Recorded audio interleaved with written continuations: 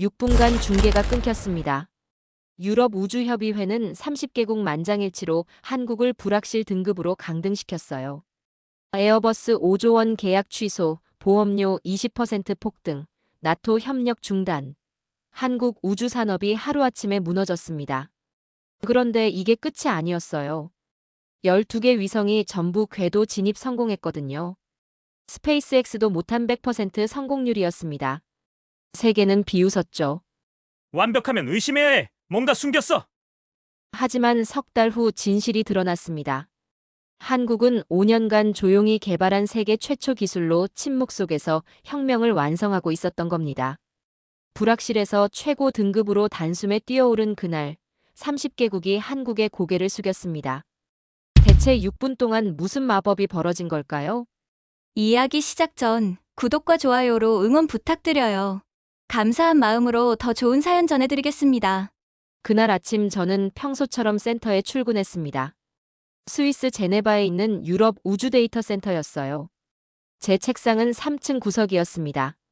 창밖으로 알프스가 보였죠. 오전 8시였습니다. 커피를 마시며 오늘 일정을 확인했어요.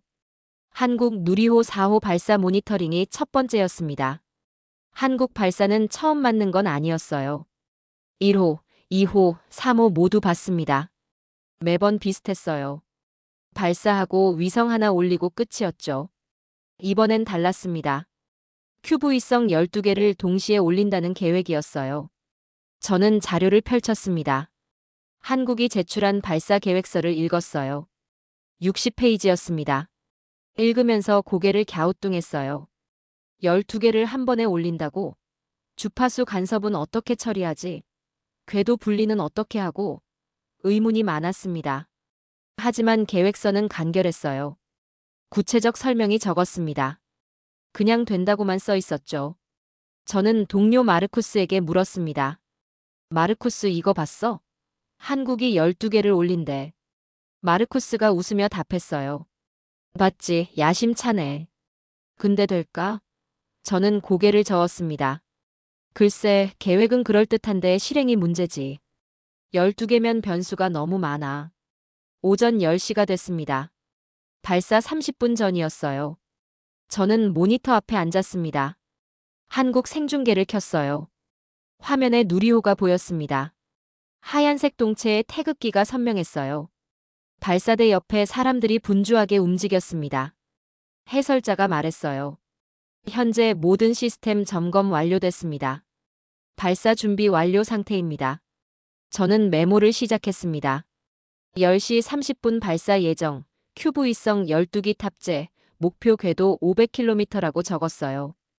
카운트다운이 시작됐습니다. 10분 전, 5분 전, 1분 전. 긴장감이 올라갔어요.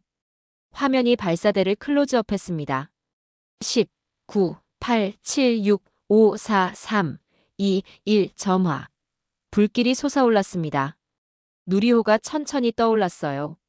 속도가 붙었습니다. 30초, 40초, 1분. 해설자가 계속 말했어요. 현재 고도 3km 돌파, 속도 정상입니다. 1분 30초가 지났습니다. 고도 7km, 모든 시스템 정상입니다. 저는 모니터를 주시했어요. 수치들이 계속 올라갔습니다. 고도, 속도, 각도 모두 정상이었어요. 2분이 됐습니다. 그때였습니다. 해설이 멈췄어요. 화면은 그대로였지만 목소리가 사라졌습니다. 자막도 멈췄어요. 수치가 더 이상 안 올라왔습니다. 저는 화면을 두드렸습니다. 뭐지? 방송 사고인가? 하지만 화면은 계속 나왔어요. 단지 정보가 없었습니다. 2분 30초가 지났습니다. 여전히 침묵이었어요. 저는 다른 채널을 확인했습니다. 한국 뉴스 채널도 똑같았어요. 미국 우주 전문 채널도 같은 화면을 내보냈습니다. 모두 침묵이었어요. 3분이 됐습니다. 저는 긴장하기 시작했습니다. 이건 방송 사고가 아니야. 뭔가 다른 문제야. 마르쿠스가 제자리로 왔어요. 엘레나 왜 저래? 발사 중단된 거야? 저는 고개를 저었습니다. 아니, 화면은 계속 나와. 근데 정보가 없어. 3분 30초가 지났습니다. 센터 안이 술렁거리기 시작했어요. 다른 분석관들도 모니터를 보고 있었습니다. 누군가 말했어요. 뭔가 문제 생긴 거 아니야?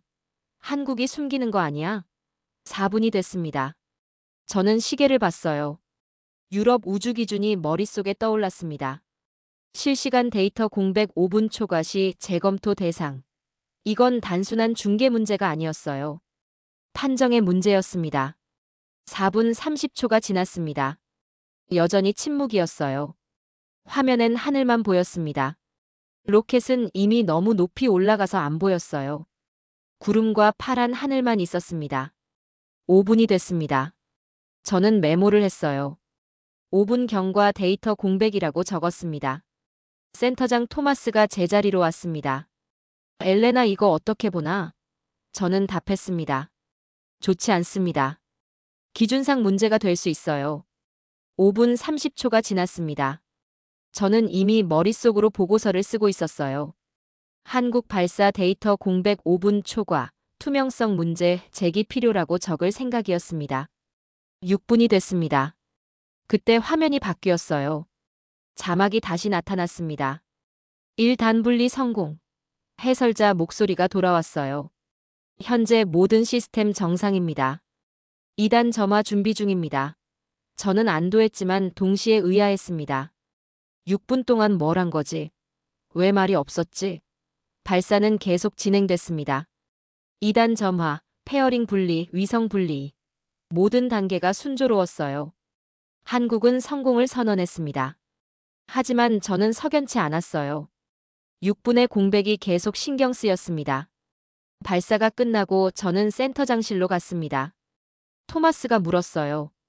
엘레나 판단은? 저는 답했습니다. 문제가 있습니다. 6분 공백은 기준 위반이에요. 재검토가 필요합니다. 토마스가 고개를 끄덕였습니다. 보고서 작성해. 회의에 상정하겠네. 저는 자리로 돌아와 보고서를 쓰기 시작했습니다. 제목을 정했어요. 한국 누리호 4호 발사 중 데이터 공백 분석. 첫 문장을 썼습니다. 발사 후 2분부터 8분까지 6분간 데이터 공백이 발생했다. 기준상 재검토가 필요하다. 저는 근거를 나열했습니다. 첫째, 유럽 기준상 5분 초과 공백은 재검토 대상이다. 둘째, 다른 국가는 해당 구간을 상세히 공개한다. 셋째, 한국만 예외적으로 공백이다. 넷째, 공백 시간이 정확히 6분이다. 우연이라고 보기 어렵다. 보고서를 다 쓰고 저는 멈췄습니다. 정말 이게 문제일까? 발사는 성공했잖아. 하지만 규정은 명확했어요. 투명성이 없으면 신뢰할 수 없다. 저는 보고서를 제출했습니다. 다음 날 센터 회의가 열렸어요. 참석자는 10명이었습니다. 각국 분석관들이 모였어요. 토마스가 회의를 시작했습니다. 엘레나 보고 들었죠? 한국 발사 6분 공백 건입니다. 프랑스 분석관 장이 말했어요. 문제가 심각합니다. 데이터 공백은 신뢰를 떨어뜨려요. 독일 분석관 클라우스가 덧붙였습니다. 한국에 설명을 요구해야 합니다. 왜 공백이 있었는지 밝혀야 해요.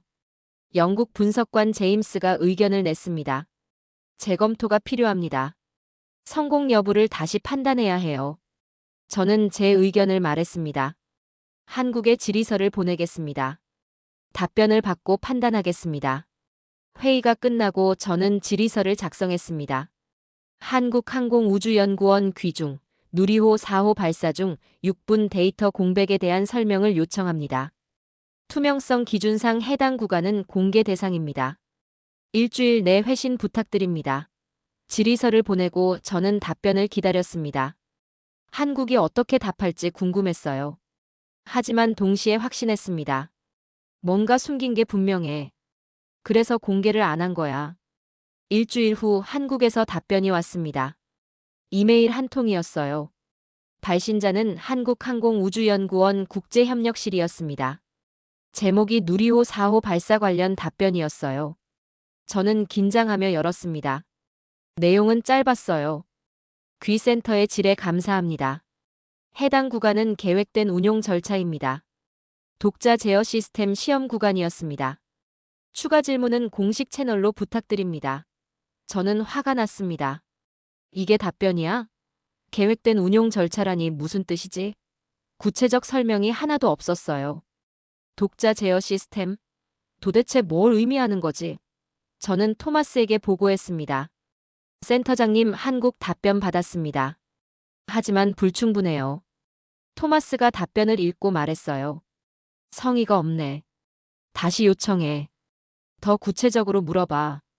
저는 다시 이메일을 썼습니다. 독자 제어 시스템이 구체적으로 무엇입니까? 왜 데이터 공개를 하지 않았습니까? 기술적 세부 사항을 알려주세요. 이틀 후 답변이 왔어요. 이번에도 짧았습니다. 독자 제어 시스템은 발사체가 스스로 판단하는 구간입니다.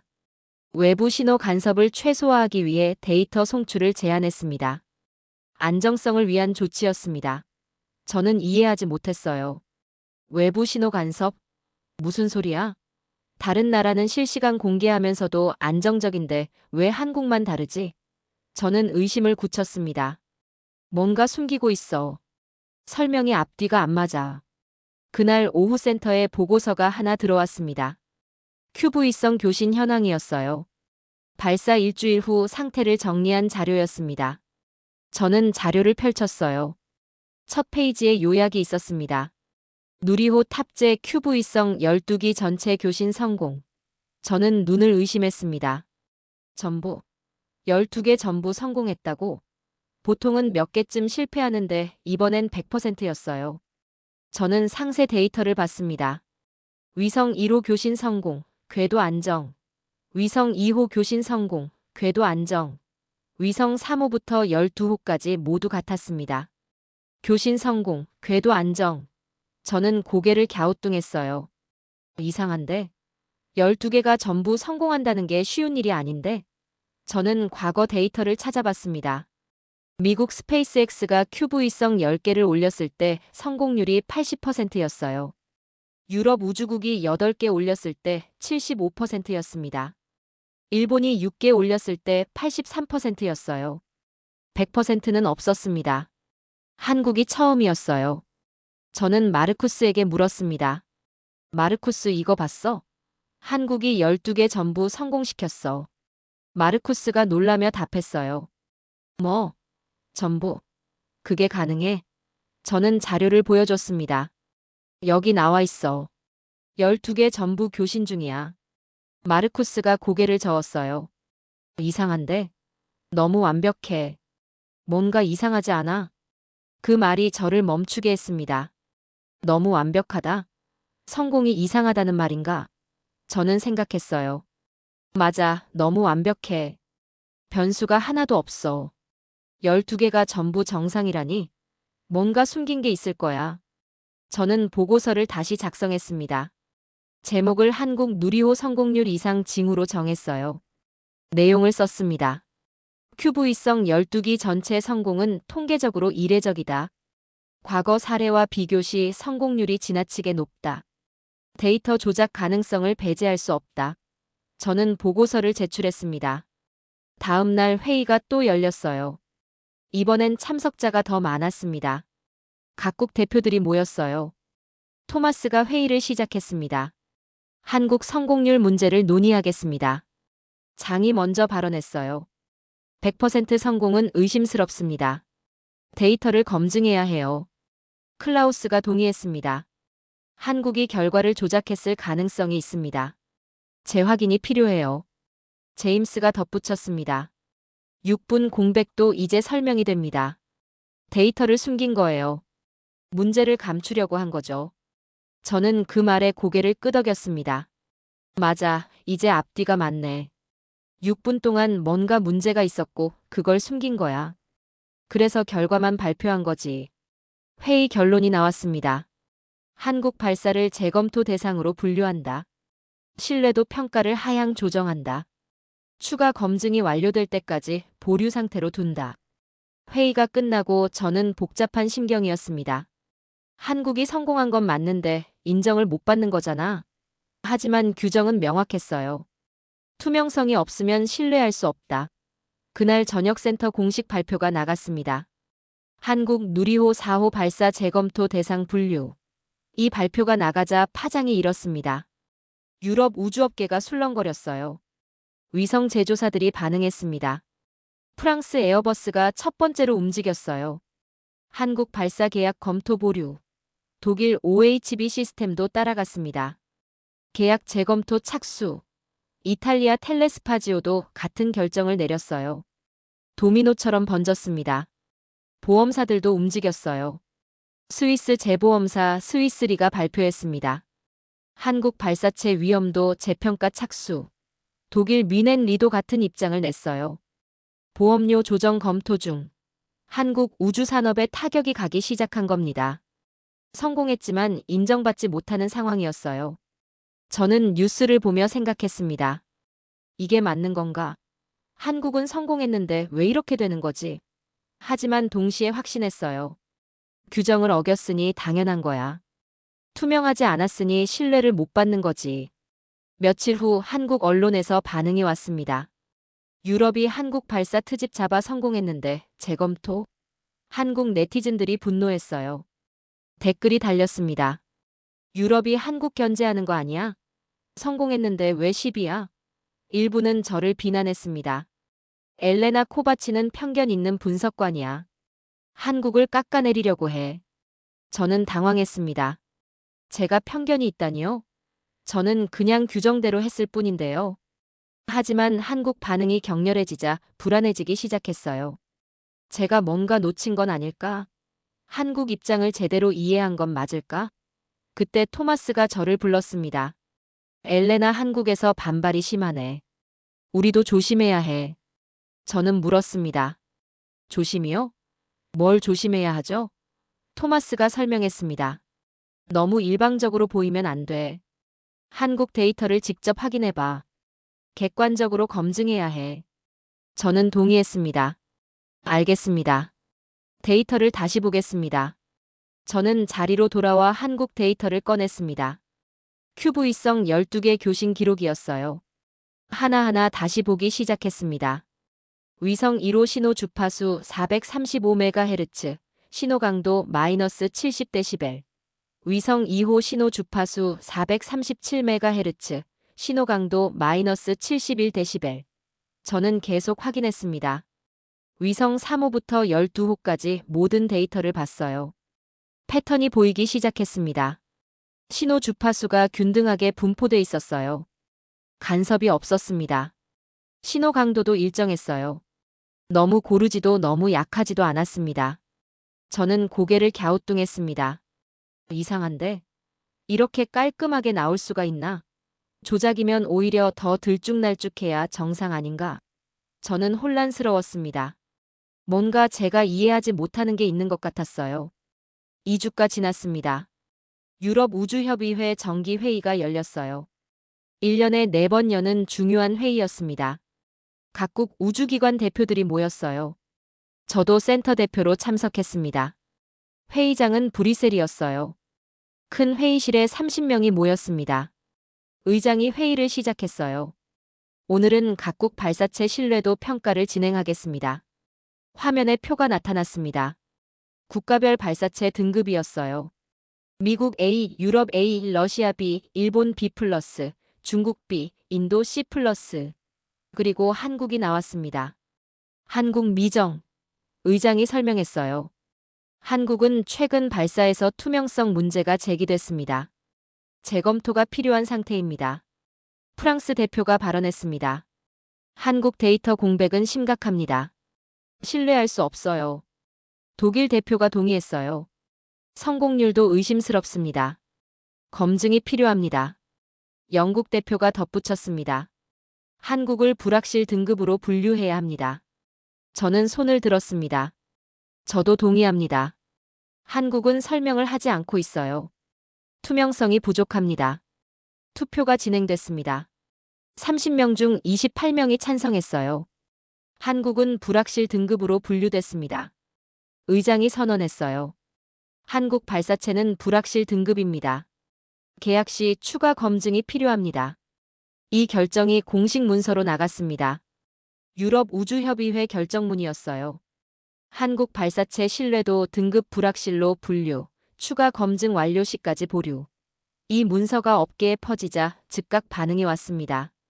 위성 제조사들이 계약을 철회하기 시작했어요. 에어버스가 공식 발표했습니다. 한국 발사 옵션 전면 보류. OHB 시스템도 같은 결정을 내렸어요. 텔레스파지오, 탈레스, 레오나르도까지 모두 따라갔습니다. 5개 주요 제조사가 한국을 포기한 겁니다. 보험사들도 움직였어요. 스위스리가 보험료를 인상했습니다. 기존 대비 20% 인상. 미넨리는 더 올렸어요. 30% 인상. 한국 발사 비용이 급증한 겁니다. 경쟁력이 떨어졌어요. 나토 우주센터도 입장을 냈습니다. 한국과의 협력 재검토. 유럽 우주국도 같은 결정을 내렸어요. 한국 프로젝트 일시 중단. 국제사회가 한국을 고립시키기 시작한 겁니다. 성공했지만 인정받지 못하는 상황이었어요. 불확실이라는 꼬리표가 모든 걸 막았습니다. 저는 이 상황을 보며 생각했습니다.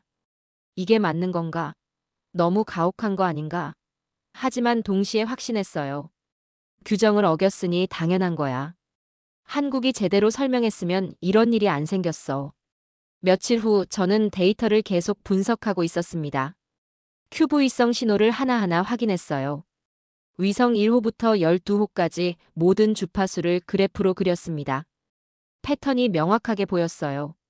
신호들이 서로 간섭하지 않고 깔끔하게 분리돼 있었습니다. 마치 계획된 것처럼 정확했어요. 저는 과거 데이터와 비교했습니다.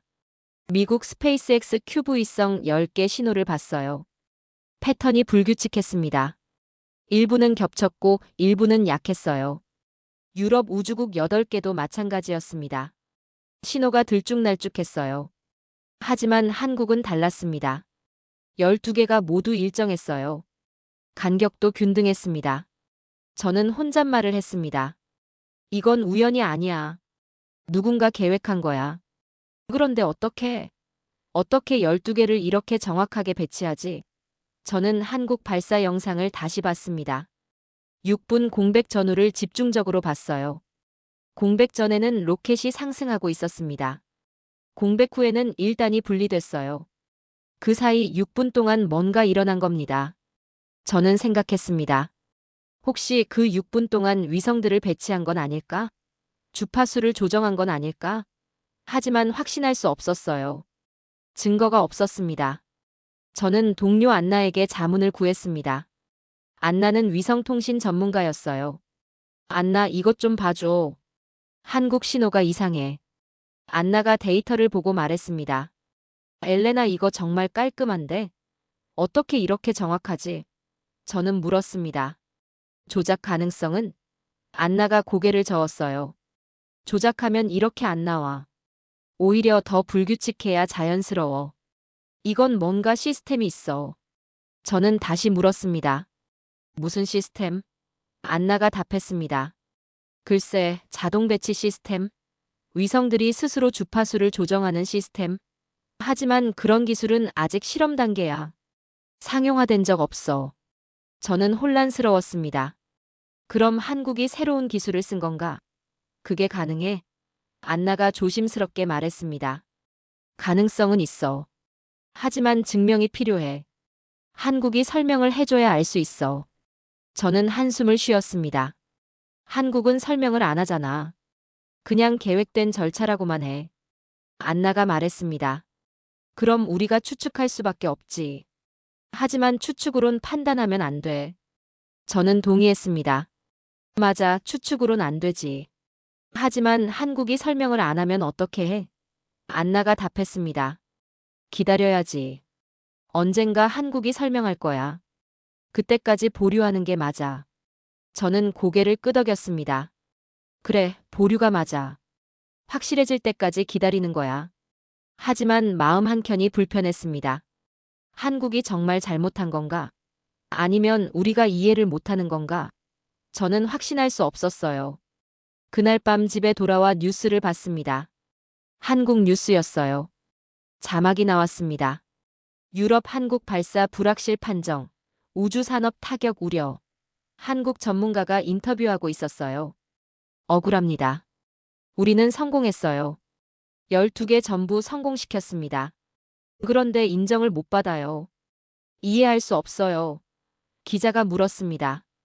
왜 6분 동안 데이터를 공개 안 했습니까? 전문가가 답했어요. 기술적 이유입니다. 설명하기 복잡해요. 하지만 문제는 없었습니다. 기자가 다시 물었습니다. 그럼 왜 구체적으로 설명 안 합니까? 전문가가 난처한 표정을 지었어요. 설명해도 이해하기 어려울 겁니다. 전문적인 내용이라서요. 저는 화면을 보며 생각했습니다. 설명해봐. 우리도 전문가야. 이해할 수 있어. 왜 설명을 안 하는 거야? 하지만 동시에 느꼈어요. 저 사람 표정이 진짜 억울해 보여.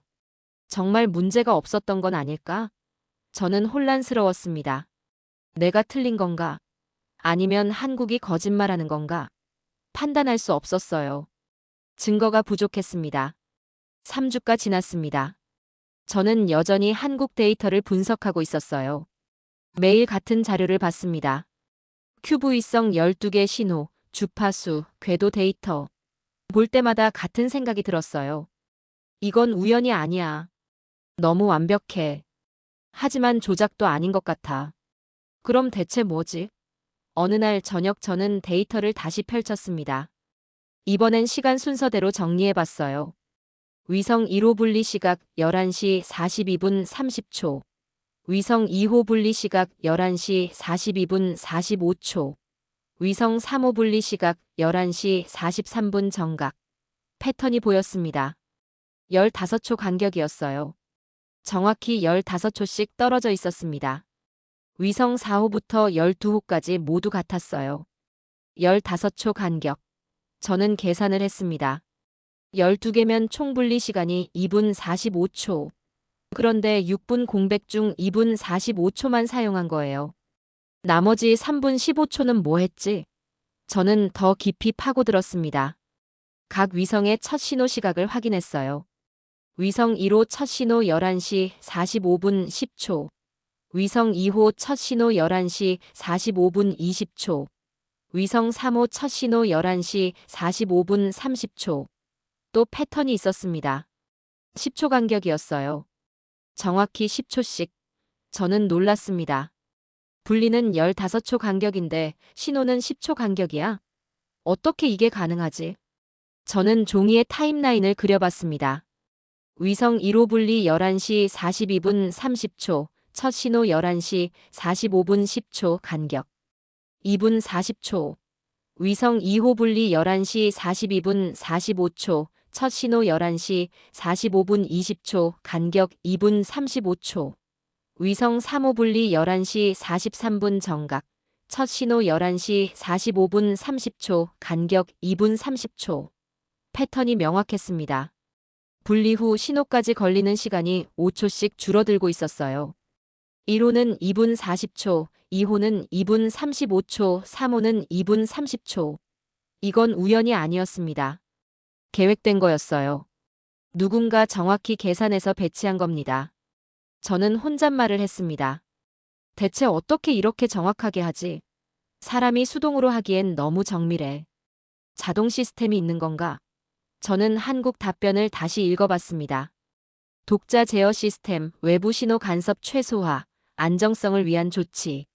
갑자기 퍼즐이 맞춰지기 시작했습니다. 독자 제어 시스템? 혹시 위성들이 스스로 조정하는 시스템인가? 외부 신호 간섭 최소화? 그래서 6분 동안 외부와 차단한 건가? 저는 가설을 세웠습니다. 6분 동안 위성들이 서로 통신하면서 주파수와 궤도를 조정한 게 아닐까? 자동으로 최적 배치를 찾은 거 아닐까? 그래서 결과가 이렇게 완벽한 거 아닐까? 하지만 확신할 수 없었어요. 이건 제 추측일 뿐이었습니다. 저는 안나를 다시 찾아갔습니다. 안나, 내 가설 좀 들어봐. 안나가 앉으며 말했어요. 뭔데? 저는 설명했습니다. 6분 동안 위성들이 자동으로 배치를 조정한 것 같아. 서로 통신하면서 주파수랑 궤도를 최적화한 거지. 그래서 결과가 완벽한 거야. 안나가 눈을 크게 떴습니다. 그게 가능해? 저는 데이터를 보여줬어요. 이것 봐. 시간 간격이 너무 정확해. 사람이 수동으로는 불가능해. 자동 시스템이 있는 게 확실해. 안나가 데이터를 보더니 고개를 끄덕였습니다. 엘레나, 이거 말이 되는데? 정말 자동 배치 시스템일 수 있어? 저는 물었습니다. 그런 기술이 실제로 가능해? 안나가 답했어요. 이론적으로는 가능해. 인공지능으로 실시간 최적화하는 거지. 하지만 실전에서 성공한 적은 없어. 아직 실험 단계야.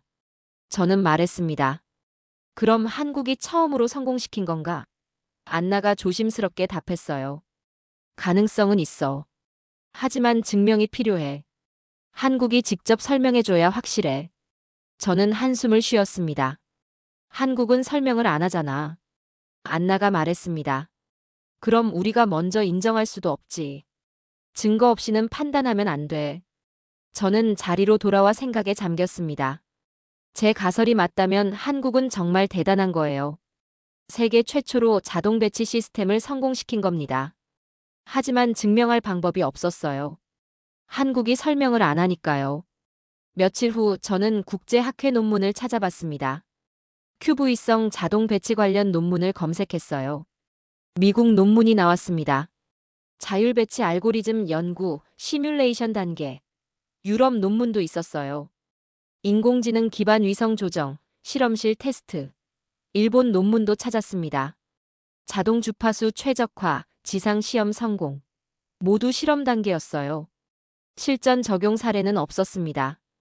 그런데 한국은 실전에서 성공시킨 거였어요.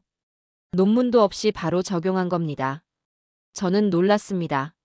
한국이 이렇게 앞서 있었나? 우리가 모르는 사이에 이렇게 발전한 거야? 저는 한국 연구 논문을 찾아봤습니다. 검색해도 잘 안 나왔어요. 한국은 논문을 많이 발표하지 않는 것 같았습니다. 조용히 연구하고 바로 적용하는 스타일인가? 저는 혼란스러웠습니다. 한국을 어떻게 평가해야 할까? 의심해야 할까? 인정해야 할까? 그날 밤 저는 집에서 한국 뉴스를 또 봤습니다. 한국연구원 인터뷰가 나왔어요. 기자가 물었습니다. 유럽에서 불확실 판정 받았는데 어떻게 생각하십니까? 연구원이 답했어요. 아쉽습니다. 하지만 이해합니다. 우리 기술이 새로워서 낯설 수 있어요. 시간이 지나면 이해해 주실 겁니다. 그 말에 저는 뭔가 찔렸습니다.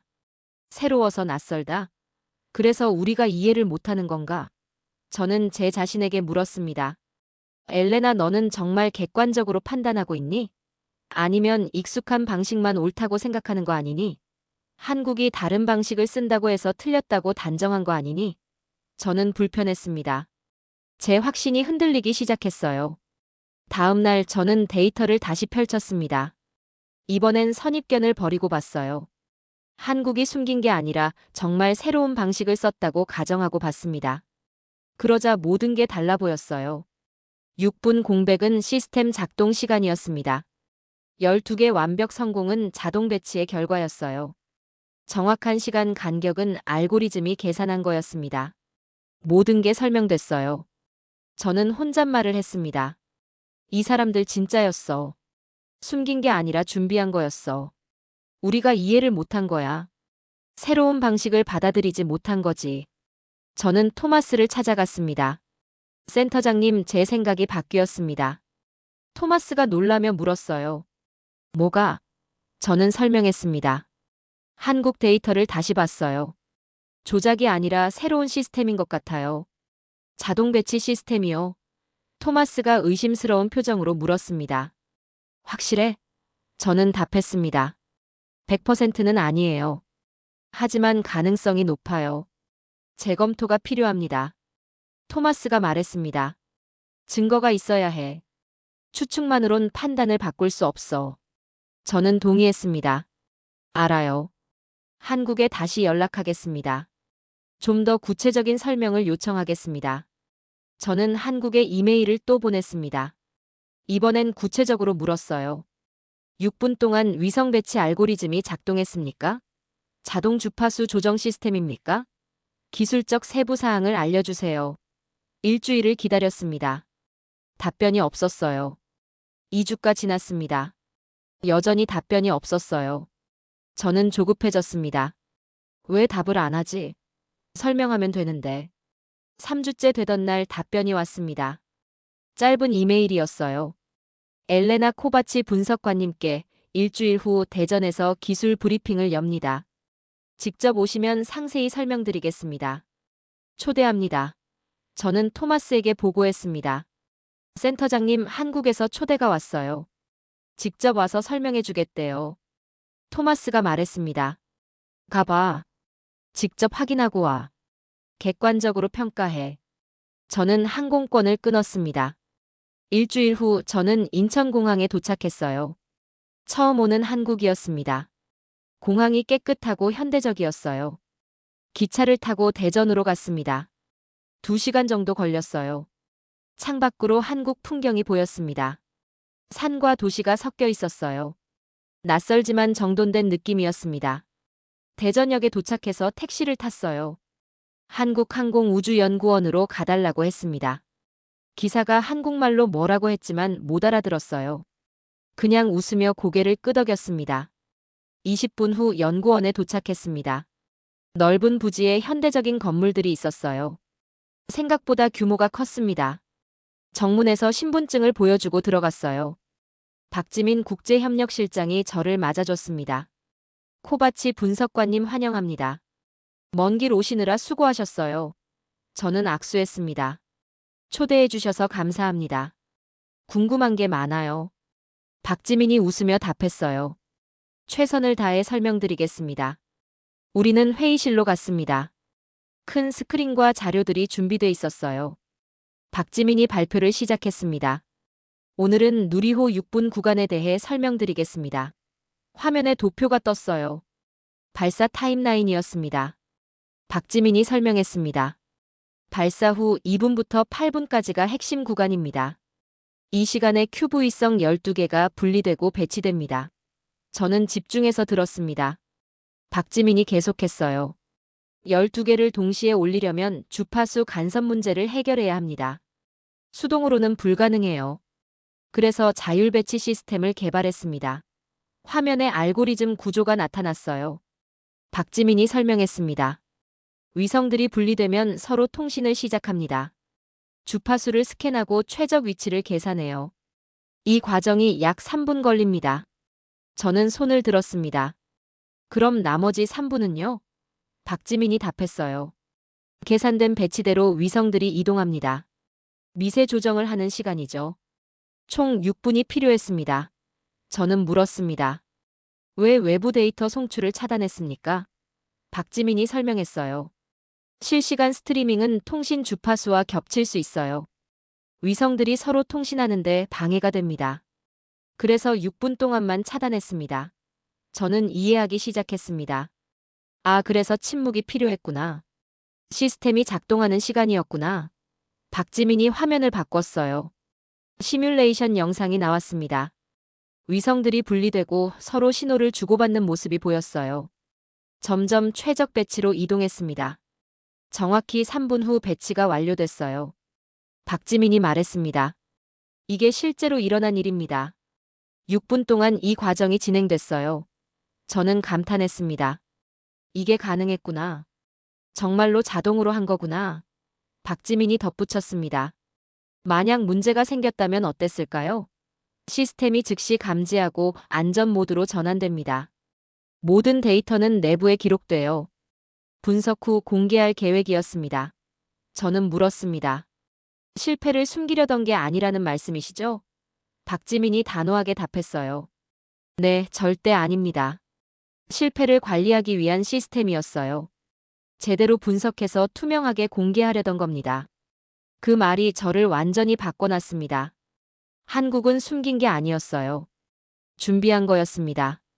실패를 두려워한 게 아니라 실패에 대비한 거였어요. 저는 제가 완전히 오해했다는 걸 깨달았습니다. 브리핑이 끝나고 저는 시설을 둘러봤습니다.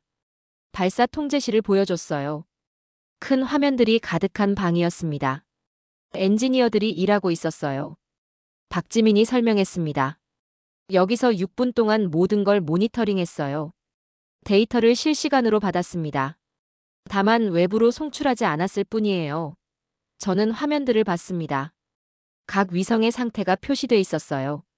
주파수, 궤도, 신호 강도, 모든 게 기록되고 있었습니다. 저는 확신했어요. 이 사람들은 진짜였어. 처음부터 끝까지 다 알고 있었어. 단지 공개를 선택적으로 한 거였어. 저는 박지민에게 물었습니다. 왜 처음부터 이렇게 설명 안 하셨어요? 박지민이 답했어요. 설명해도 이해하기 어려울 거라 생각했어요. 기술이 새로워서요. 직접 보여주는 게 낫다고 판단했습니다. 저는 말했습니다. 이해합니다. 하지만 오해가 컸어요. 박지민이 고개를 숙였어요. 저희 잘못도 있습니다. 소통을 더 잘할 걸 그랬어요. 하지만 이제라도 이해해 주셔서 감사합니다. 저는 호텔로 돌아와 노트북을 열었습니다. 보고서를 다시 써야 했어요. 제 이전 판단을 뒤집어야 했습니다. 제목을 정했습니다. 한국 누리호 자율배치 시스템 검증 보고. 첫 문장을 썼어요. 한국은 세계 최초로 QV성 자율배치 시스템을 실전 적용했다. 6분 침묵은 시스템 작동 시간이었다. 저는 계속 썼습니다. 위성들이 서로 통신하며 최적 배치를 자동으로 찾았다. 이 과정에 외부 신호 차단이 필요했다. 6분 동안 내부에서는 모든 데이터를 모니터링했다. 투명성 문제가 아니라 기술적 선택이었다. 저는 결론을 썼습니다. 한국 방식은 다른 국가와 달랐지만 유효했다. 즉각적 투명성 대신 분석된 투명성을 택한 것이다. 결과가 이를 증명한다. 12개 전부 성공은 시스템의 우수성을 보여준다. 보고서를 다 쓰고 저는 토마스에게 보냈습니다. 센터장님, 한국을 재평가해야 합니다. 제가 틀렸어요. 다음 날 토마스가 전화했어요. 엘레나 확실한 거야? 저는 답했습니다. 네, 확실합니다. 직접 봤어요. 한국 기술은 진짜였습니다. 토마스가 말했습니다. 알겠어. 회의를 소집하겠네. 재검토를 시작하자. 저는 안도했습니다. 드디어 한국이 제대로 평가받겠구나. 일주일 후 유럽 우주협의회 긴급 회의가 열렸습니다. 브뤼셀 회의실에 각국 대표들이 모였어요. 저도 참석했습니다. 의장이 회의를 시작했어요. 오늘은 한국 재평가건을 논의하겠습니다. 엘레나 코바치 분석관이 한국을 방문했습니다. 보고를 들어보겠습니다. 저는 앞으로 나갔습니다. 화면에 제 보고서를 띄웠어요. 여러분, 제가 한국을 오해했습니다. 회의실이 술렁거렸습니다. 저는 계속 말했어요. 한국은 자율배치 시스템을 사용했습니다. 6분은 시스템 작동 시간이었어요. 숨긴 게 아니라 준비한 겁니다. 프랑스 대표장이 손을 들었습니다. 엘레나, 증거가 있나? 설명만으로는 부족해. 저는 답했습니다. 시설을 직접 봤습니다. 통제실에서 모든 데이터를 확인했어요. 기록이 다 남아 있었습니다. 독일 대표 클라우스가 물었어요. 그래도 의심스러워. 한국이 보여주고 싶은 것만 보여준 거 아냐? 저는 고개를 저었습니다. 아닙니다.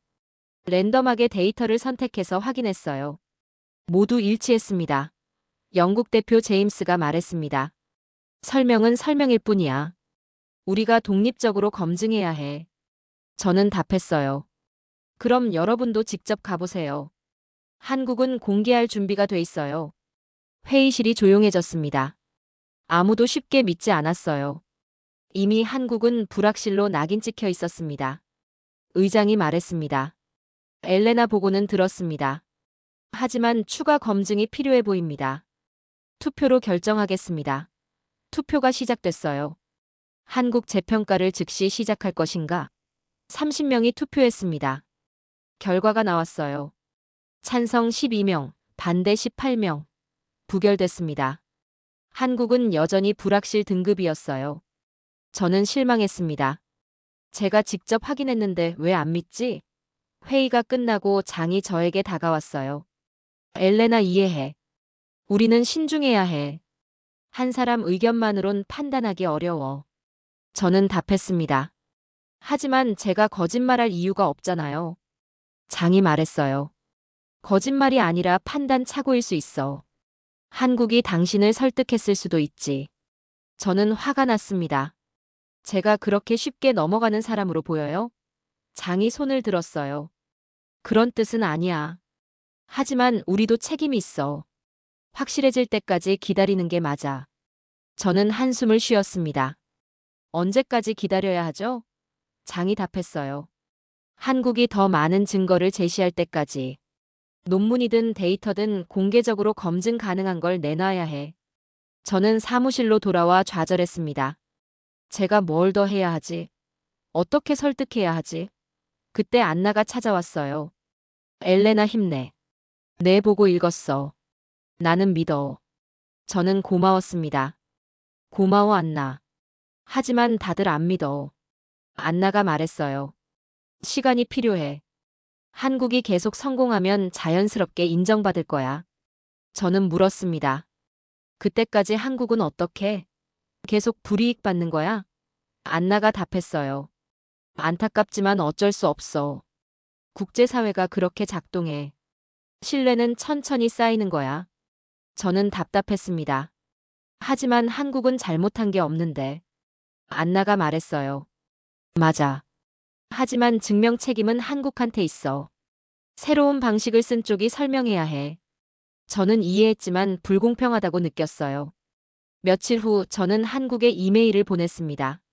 박지민 실장님 재평가가 부결됐습니다. 더 많은 증거가 필요해요. 논문이나 공개 데이터를 제출해 주세요. 박지민에게서 답장이 왔어요. 코바치 분석관님 이해합니다. 준비하겠습니다. 시간이 좀 걸릴 거예요. 인내심을 가져주세요. 저는 답장했습니다. 최대한 빨리 부탁드립니다. 한국이 계속 불이익 받고 있어요. 박지민이 답했어요. 알고 있습니다. 최선을 다하겠습니다. 한 달이 지났습니다. 한국에서 소식이 없었어요. 저는 조급해졌습니다. 왜 이렇게 오래 걸리지? 2달이 지났습니다. 여전히 소식이 없었어요. 저는 걱정하기 시작했습니다. 혹시 제가 틀린 건가? 한국이 증거를 못 내는 건가? 3달째 되던 날 박지민에게서 이메일이 왔습니다. 코바치 분석관님 논문을 제출했습니다. 국제우주항행학회에 발표할 예정이에요. 검토 부탁드립니다. 첨부 파일을 열었습니다. 60페이지 논문이었어요. 제목이 큐브이성 자율 배치 시스템 개발 및 실전 적용이었습니다. 저는 밤새 논문을 읽었어요. 상세한 기술 설명이 들어있었습니다.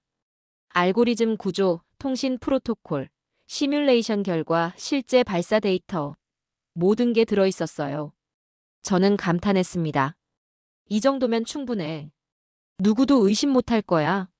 다음 날 저는 논문을 토마스에게 보냈습니다. 센터장님, 한국 논문입니다. 검토해 주세요. 토마스가 일주일 후 답했어요. 엘레나 논문 읽었어. 인상적이네. 전문가들한테 검토 맡겼어. 2주 후 결과가 나왔습니다. 3명의 전문가가 모두 긍정적으로 평가했어요. 기술적으로 타당하다. 실전 적용 성공이 확인된다. 세계 최초 사례로 인정할 만하다. 저는 뿌듯했습니다. 드디어 한국이 인정받겠구나. 3주 후 유럽우주협의회 정기회의가 열렸습니다. 이번엔 한국 논문이 안건이었어요.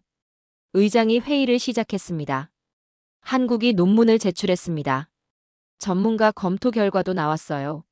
논의하겠습니다. 화면에 논문 요약이 떴어요. 장이 먼저 발언했습니다. 논문을 읽었습니다. 기술적으로 타당해 보여요. 클라우스가 동의했어요. 전문가들도 긍정적으로 평가했습니다. 제임스가 말했습니다. 그래도 실전 데이터를 더 봐야 하지 않나요? 한 번 성공이 전부는 아니잖아요. 저는 손을 들었습니다. 한 번이지만 12개를 성공시켰어요. 확률적으로 대단한 겁니다. 의장이 물었어요. 다른 의견 있습니까? 스웨덴 대표가 말했습니다. 저는 한국을 재평가해야 한다고 봅니다. 증거가 충분해요. 네덜란드 대표도 동의했어요. 한국이 성실하게 대응했습니다. 인정해야 해요. 분위기가 바뀌기 시작했습니다. 의장이 말했어요. 투표로 결정하겠습니다. 한국을 불확실해서 안정 등급으로 상향할 것인가? 투표가 시작됐습니다. 이번엔 결과가 달랐어요. 찬성 23명, 반대 7명. 가결됐습니다. 한국이 안정 등급으로 올라간 겁니다. 저는 안도했어요. 드디어 한국이 제대로 평가받았어. 의장이 선언했습니다. 한국 발사체는 안정 등급입니다. 불확실 표시를 제거합니다. 회의실에 박수가 터졌어요.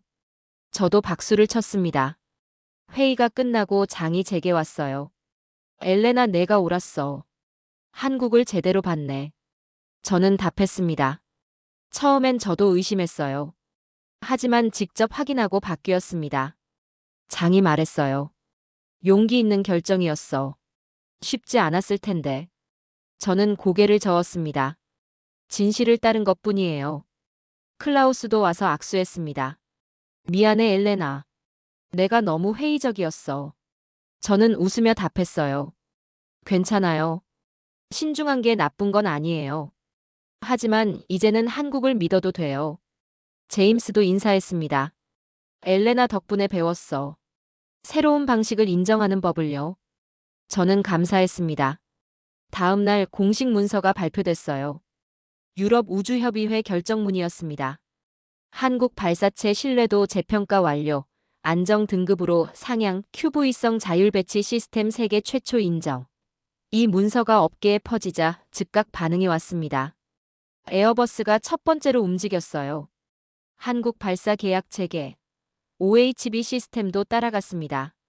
한국 옵션 복원, 텔레스파지오, 탈레스, 레오나르도 모두 같은 결정을 내렸어요. 한국과의 협력 체계, 보험사들도 입장을 바꿨습니다. 스위스리가 발표했어요. 한국 발사체 보험료 인하, 기존 대비 10% 감소. 미넨리는 더 내렸어요. 15% 감소. 한국 발사 비용이 오히려 낮아진 겁니다. 경쟁력이 올라갔어요. 나토 우주센터도 발표했습니다. 한국과 협력 확대, 자율 시스템 공동 연구 추진. 유럽 우주국도 같은 입장을 냈어요. 한국 기술 도입 검토, 차세대 위성의 적용 계획. 국제사회가 한국을 인정하기 시작한 겁니다. 불확실해서 협력 파트너로 바뀐 거였어요. 저는 이 변화를 보며 뿌듯했습니다. 제가 옳았어. 한국은 진짜였어. 며칠 후 박지민에게서 이메일이 왔어요. 코바치 분석관님 감사합니다. 덕분에 재평가받을 수 있었어요. 한국을 대표해서 감사드립니다. 저는 답장했습니다. 제가 한 일이 아니에요. 한국이 스스로 증명한 겁니다. 저는 그걸 확인했을 뿐이에요. 박지민이 답했어요. 그래도 고맙습니다. 분석관님이 없었다면 더 오래 걸렸을 거예요. 서울에 오시면 식사 대접하겠습니다. 저는 웃으며 답했습니다. 꼭 가겠습니다. 한국 음식 먹고 싶어요. 국제우주항행학회에서 연락이 왔습니다. 한국 논문을 학회지에 게재하기로 했대요. 특집호로 다룰 계획이었습니다. 큐브이성 자율 배치 새로운 패러다임이라는 제목이었어요. 학회 회장이 코멘트를 냈습니다. 한국이 우주기술의 새로운 방향을 제시했다. 자율 시스템은 미래 우주산업의 핵심이 될 것이다. 언론도 보도하기 시작했어요. 유럽 우주 전문지가 특집 기사를 냈습니다. 한국의 조용한 혁명, 자율 배치 시스템의 성공. 미국 우주 매체도 다뤘어요. 한국이 위성 발사의 게임을 바꿨다. 한국이 세계적으로 인정받기 시작한 겁니다. 조용했던 나라가 갑자기 주목받았어요. 저는 기사들을 읽으며 생각했습니다. 한국은 처음부터 이걸 알고 있었어. 조용히 준비하고 결과로 증명한 거야. 말로 설득하지 않고 실력으로 보여준 거지. 한 달 후 저는 국제 컨퍼런스에 초대받았습니다. 발표자로 나서게 됐어요. 주제가 한국 자율 시스템 검증 과정이었습니다. 저는 준비를 시작했어요. 제 경험을 정리했습니다. 처음 의심했던 과정, 한국을 방문한 경험, 입장을 바꾼 이유. 모든 걸 솔직하게 담기로 했습니다. 발표 자료를 만들면서 저는 많은 걸 돌이켰어요. 제가 정말 많이 변했구나. 1년 전 저는 한국을 의심하는 분석관이었어요. 지금은 한국을 옹호하는 사람이 됐습니다. 그 변화가 저를 더 나은 전문가로 만들었어요. 선입견 없이 보는 법을 배웠습니다. 새로운 방식을 인정하는 법도 배웠어요. 한국이 저를 가르쳐 준 겁니다. 석 달 후 컨퍼런스가 열렸습니다. 장소는 파리였어요. 국제 우주 컨퍼런스였습니다. 200명이 넘게 모였어요. 각국 전문가들이 참석했습니다. 제 발표 순서가 왔어요. 저는 무대에 올랐습니다. 청중들이 저를 봤어요. 긴장됐지만 자신 있었습니다. 여러분, 저는 엘레나 코바치입니다. 오늘은 제가 한국을 오해했던 이야기를 들려드리겠습니다. 솔직하게 시작했어요. 저는 한국 발사를 의심했습니다. 6분 침묵을 은폐로 판단했어요. 하지만 틀렸습니다. 화면에 제 보고서를 띄웠어요. 처음 작성한 보고서였습니다. 이게 제 첫 보고서입니다. 한국을 불확실로 분류했어요. 지금 보니 부끄럽습니다. 청중이 조용히 들었어요. 저는 계속 말했습니다. 한국을 직접 방문했습니다. 시설을 봤어요. 데이터를 확인했습니다. 그리고 깨달았어요. 제가 완전히 오해했다는 걸요. 화면에 한국 시설 사진을 띄웠습니다. 이게 한국 통제실입니다. 6분 동안 모든 데이터를 모니터링하고 있었어요. 숨긴 게 아니라 관리하고 있었습니다. 저는 자율 배치 시스템을 설명했어요. 알고리즘 구조, 작동 방식, 결과까지 상세하게 다뤘습니다. 이게 한국이 개발한 시스템입니다. 위성들이 스스로 최적 배치를 찾아요. 6분은 이 과정에 필요한 시간이었습니다. 청중이 고개를 끄덕였어요. 저는 결론을 말했습니다. 한국은 다른 방식을 택했습니다. 즉각적 투명성 대신 분석된 투명성을요. 어느 게 더 낫다고 할 수 없어요. 상황에 따라 다른 선택입니다. 저는 마지막 슬라이드를 띄웠어요. 제목이 침묵의 의미였습니다. 모든 침묵이 은폐는 아닙니다. 어떤 침묵은 준비의 시간이에요. 한국 6분이 그랬습니다. 시스템이 작동하는 시간이었어요. 발표가 끝나고 박수가 터졌습니다. 질의응답 시간이었어요. 한 학자가 손을 들었습니다. 코바치 분석관님, 입장을 바꾸기 어려웠을 텐데요. 어떻게 결정하셨어요? 저는 답했습니다. 진실이 제 평판보다 중요했습니다. 틀렸으면 인정해야죠. 그게 전문가의 책임이에요. 다른 학자가 물었습니다. 한국에서 가장 인상 깊었던 점이 뭐였나요? 저는 잠시 생각하고 답했어요. 조용함이었습니다. 한국은 과시하지 않았어요. 설명도 최소화했습니다. 그냥 결과로 보여줬어요. 그게 가장 강력했습니다. 프랑스 학자가 손을 들었어요.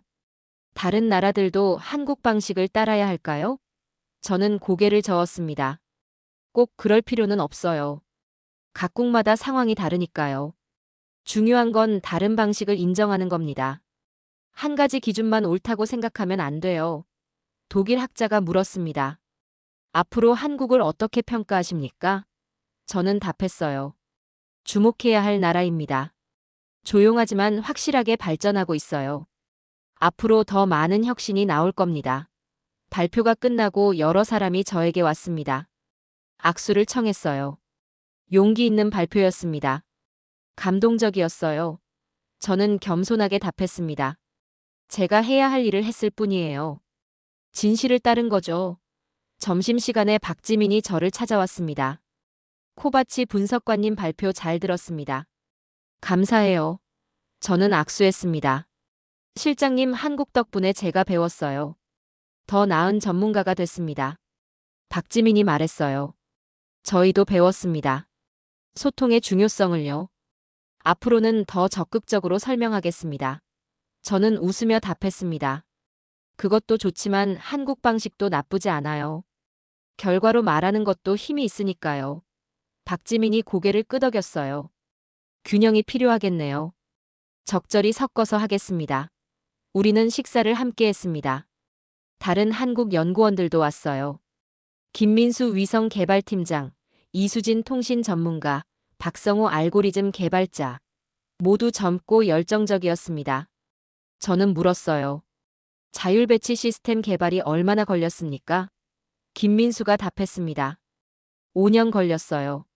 실험실에서 3년, 시뮬레이션 1년, 실전 준비 1년이었습니다. 저는 감탄했어요. 5년이나요? 그동안 조용히 준비한 거네요. 이수진이 말했습니다. 네, 확실해질 때까지 공개하고 싶지 않았어요. 실패하면 창피하잖아요. 저는 웃었습니다. 그래서 성공하고 나서 발표한 거군요. 박성호가 덧붙였어요. 맞아요. 결과로 증명하고 싶었어요. 말로 설명하는 것보다 확실하니까요. 저는 그 태도가 인상적이었습니다. 한국 사람들은 과장하지 않았어요. 조용히 준비하고 확실하게 실행했습니다. 식사 후 저는 컨퍼런스 전시장을 둘러봤습니다. 한국 부스가 있었어요. 누리호 모형이 전시돼 있었습니다. 자율배치 시스템 설명 패널도 있었어요. 많은 사람들이 구경하고 있었습니다. 저도 가까이 가서 봤어요. 패널에 설명이 적혀 있었습니다. 큐브위성 자율배치 시스템, 위성 간 통신으로 최적 배치 자동 계산, 주파수 간섭 최소화, 성공률 100% 달성. 간결하지만 명확했습니다. 미국 엔지니어가 질문하고 있었어요. 이 시스템 상용화 계획 있습니까? 한국 담당자가 답했습니다. 네, 내년부터 제공할 예정입니다. 관심 있으시면 연락 주세요. 유럽 연구원도 물었어요. 라이센스 비용은 얼마입니까? 담당자가 답했습니다. 아직 미정입니다. 협의 가능합니다. 저는 놀랐어요. 한국이 이걸 상용화하려는구나. 기술을 독점하지 않고 공유하려는 거야. 일본 학자가 물었습니다. 왜 공개하십니까? 독점하면 더 유리하지 않나요? 담당자가 웃으며 답했어요. 우주 산업은 협력이 중요합니다. 함께 발전하는 게 낫다고 생각해요. 저는 그 답변에 감동했습니다. 한국은 경쟁보다 협력을 택한 거였어요. 그날 저녁 저는 호텔에서 보고서를 정리했습니다. 컨퍼런스 내용을 요약했어요. 제목을 한국 자율 시스템 국제사회 반응으로 정했습니다. 내용을 썼어요. 한국 발표가 큰 관심을 받았다. 각국 전문가들이 긍정적으로 평가했다. 상용화 문의가 이어지고 있다. 한국이 협력을 제안하며 호응을 얻었다. 저는 결론을 썼습니다. 한국은 조용히 혁신했다. 과시하지 않고 결과로 증명했다. 이제 국제사회가 한국을 주목하고 있다. 앞으로 더 많은 협력이 기대된다. 보고서를 토마스에게 보냈어요. 센터장님, 컨퍼런스 보고입니다. 한국 반응이 뜨거웠어요. 다음 날 토마스가 답장했습니다. 엘레나 수고했어. 한국이 정말 대단하네. 우리 센터도 협력을 검토해보자. 저는 기뻤습니다. 드디어 한국이 제대로 인정받는구나. 2주 후 저는 다시 대전을 방문했습니다. 센터 협력 논에 차간 거였어요. 박지민이 반갑게 맞아줬습니다. 다시 오셨네요. 환영합니다. 저는 웃으며 답했어요. 이번엔 협력 얘기하러 왔어요. 우리 센터가 관심 있대요. 박지민이 기뻐했습니다. 좋은 소식이네요. 회의실로 가시죠. 회의에서 구체적 협력 방안을 논의했습니다. 데이터 공유, 공동 연구, 기술 교류, 여러 안건을 다뤘어요. 저는 제안했습니다. 한국 시스템을 유럽 위성에도 적용해보면 어떨까요? 박지민이 동의했어요. 좋습니다. 시범 프로젝트로 시작하죠. 회의가 끝나고 저는 연구원을 다시 둘러봤습니다. 1년 전 처음 왔을 때와 느낌이 달랐어요. 그땐 의심의 눈으로 봤는데 지금은 존경의 마음으로 봤습니다. 김민수가 새 프로젝트를 보여줬어요. 차세대 자율 시스템이었습니다. 이건 뭐예요? 김민수가 설명했습니다. 더 발전된 버전이에요. 위성수를 20개까지 늘릴 수 있어요. 저는 놀랐습니다. 벌써 다음 단계를 준비하는구나. 이수진이 덧붙였어요. 내년에 시험 발사 예정입니다. 성공하면 세계 최고 수준이 될 거예요. 저는 확신했습니다. 한국은 멈추지 않는구나. 계속 앞으로 나아가는구나. 저녁에 박지민과 식사를 했습니다. 한국 음식이었어요. 불고기와 된장찌개를 먹었습니다. 맛있었어요. 박지민이 물었습니다. 코바치 분석관님, 한국 음식 어때요? 저는 웃으며 답했어요. 처음엔 낯설었는데 이제는 좋아해요. 한국 기술처럼요. 박지민이 웃었습니다. 좋은 비유네요. 낯설지만 알고 보면 좋은 거죠. 저는 고개를 끄덕였어요. 맞아요. 한국이 그랬어요. 처음엔 이해 못했지만 알고 보니 훌륭했어요. 박지민이 진지하게 말했습니다. 분석관님 덕분입니다. 이해하려고 노력해 주셔서 감사해요. 저는 답했어요. 제가 배운 겁니다. 선입견 없이 보는 법을요. 식사 후 호텔로 돌아와 창밖을 봤습니다. 대전 야경이 보였어요. 불빛들이 반짝였습니다. 저는 생각했어요. 1년 전 저는 한국을 의심했었지. 지금은 존경하고 있어. 많은 게 바뀌었구나. 다음 날 저는 인천공항으로 향했습니다.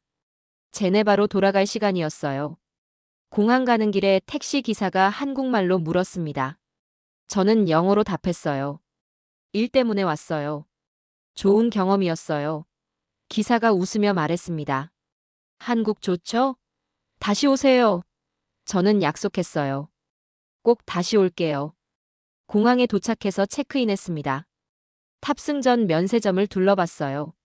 한국 기념품을 또 샀습니다. 이번엔 한국 전통 부채와 차 세트였어요. 탑승 시간이 됐습니다. 비행기에 올라 자리에 앉았어요. 창밖으로 인천공항이 보였습니다. 비행기가 이륙했어요. 한국이 점점 작아졌습니다. 구름 위로 올라가자 하늘만 보였어요. 저는 생각했습니다. 저 하늘 어딘가에 한국 위성들이 날고 있겠지. 조용히 임무를 수행하면서. 과시하지 않지만 확실하게. 그게 한국 방식이야. 비행기가 순항 고도에 도달했습니다. 저는 노트를 꺼내 마지막 생각을 적었어요. 한국이 가르쳐 준 것들. 첫째, 모든 침묵이 은폐는 아니다. 어떤 침묵은 준비의 시간이다. 둘째, 한 가지 방식만 옳은 게 아니다. 다른 접근도 유효할 수 있다. 셋째, 결과가 가장 강력한 증명이다. 말보다 실행이 중요하다. 넷째, 조용함이 약함이 아니다. 오히려 자신감의 표현일 수 있다. 저는 노트를 덮고 눈을 감았습니다. 긴 여정이었지만 값진 여정이었어요. 전문가로서 성장했고 인간으로서도 성숙해졌습니다. 한국 덕분이었어요. 6분 침묵이 제 인생을 바꿨습니다. 그 침묵을 이해하면서 저도 변했어요. 성급하게 판단하지 않는 사람이 됐습니다. 다른 관점을 인정하는 전문가가 됐어요. 그게 제가 한국에서 얻은 가장 큰 선물이었습니다. 3개월 후 저는 최종 보고서를 작성했습니다. 제목을 12개를 살린 침묵으로 정했어요. 부제를 한국 자율배치 시스템 1년 추적 보고로 달았습니다. 보고서를 쓰면서 모든 과정을 정리했어요. 처음 의심, 한국 방문, 입장 변화, 재평가 과정, 국제사회 반응. 1년의 여정을 담았습니다. 마지막 장을 썼습니다. 제목이 침묵의 의미였어요. 한국 6분 침묵은 실패가 아니었다. 준비의 시간이었다. 시스템이 작동하는 시간이었다. 위성들이 최적 배치를 찾는 시간이었다. 저는 계속 썼습니다. 우리는 침묵을 은폐로 오해했다. 익숙한 방식만 옳다고 생각했다. 하지만 틀렸다. 한국은 다른 방식으로 성공했다. 결론을 썼어요. 문제는 신호가 없었던 게 아니라 그 침묵을 이해하지 못한 기준이었다. 한국은 침묵으로 말했다. 결과로 증명했다. 그게 가장 강력한 메시지였다. 저는 마지막 문장을 적었습니다. 모든 침묵이 은폐는 아니다. 어떤 침묵은 통과의 소리다. 한국 6분이 그랬다. 그 침묵이 지나간 뒤 한국은 더 이상 설명을 요구받는 나라가 아니었다. 스스로 증명한 나라였다. 존중받는 나라였다. 보고서를 완성하고 저는 토마스에게 제출했습니다. 센터장님 최종 보고서입니다. 1년의 기록이에요. 토마스가 읽고 전화했어요.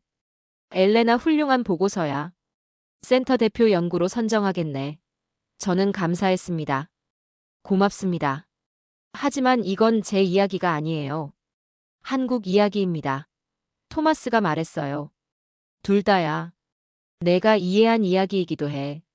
그게 더 가치 있어. 보고서가 발표된 후 반응이 뜨거웠습니다. 유럽 우주 커뮤니티에서 필독 자료가 됐어요. 각국 기관에서 요청이 들어왔습니다.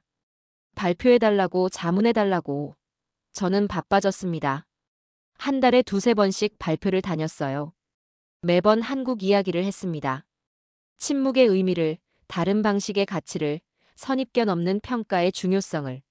청중들이 공감했어요. 많은 전문가들이 생각을 바꿨습니다. 한국을 다시 보기 시작했어요. 6개월 후 유럽 우주상 시상식이 열렸습니다. 저는 올해의 분석관상을 받았어요. 한국 재평가 기여를 인정받은 겁니다.